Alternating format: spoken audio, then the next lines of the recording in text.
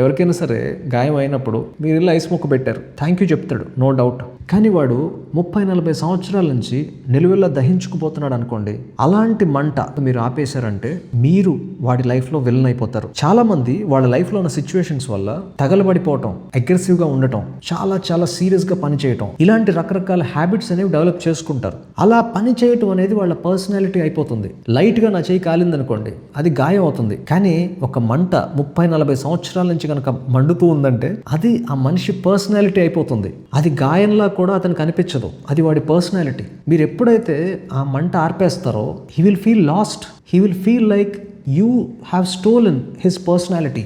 ఎప్పటి నుంచో ఒక ఫైటింగ్ మోడ్లో ఉన్నవాడికి ఒక పీస్ఫుల్ లైఫ్ ఇచ్చామనుకోండి, వాడు డెవలప్ చేసుకున్న ఫైటింగ్ స్కిల్స్, వాడి మార్షల్ ఆర్ట్స్, ఇవన్నీ ఏమైపోతాయి?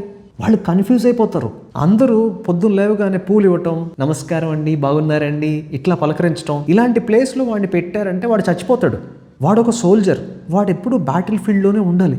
వాడిని తీసుకొచ్చి కనుక ప్రశాంతమైన వాతావరణంలో పెట్టారంటే మీరు వాడి లైఫ్లో అతి పెద్ద శత్రువు అవుతారు.